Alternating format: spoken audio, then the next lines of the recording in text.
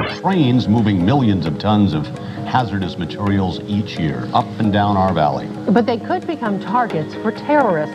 That's a major cause of concern for us, since trains roll right through Fresno neighborhoods and downtown. Dangerous chemicals come in and out of the tri-state every day on heavily traveled rail lines. Authorities know Al-Qaeda is targeting U.S. railroads. A former presidential security advisor called them the greatest vulnerability in our country today, a possible weapon of mass destruction. And they are running through our city almost every hour. Of course, we're talking about chemical transport trains. A warning tonight about a security risk rolling right through North Texas towns and cities. An NBC5 investigation reveals that freight trains pulling thousands of gallons of hazardous materials are often left unmanned and unguarded.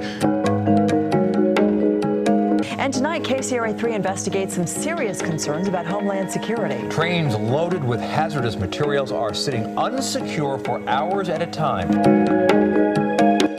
Every day, more than 1 million tons of hazardous materials are transported by rail tank cars traveling by homes, schools, hospitals, through the middle of cities and along our highways.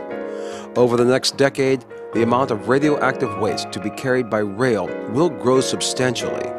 A single rail hazmat incident has the potential to kill hundreds of thousands within minutes. And yet there's little quality training of those who would be affected most: the rail workers, emergency responders, and citizens in rail communities.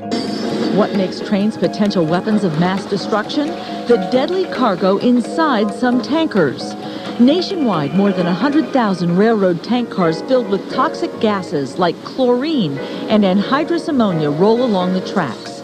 A government report says just one tank of chlorine could kill 100,000 people in a half hour's time. No one's checking the cars. They look for faulty brakes and stuff like that, but no one is checking for explosives or anything else. 84% of rail workers nationwide say they have not received any training related to terrorism prevention.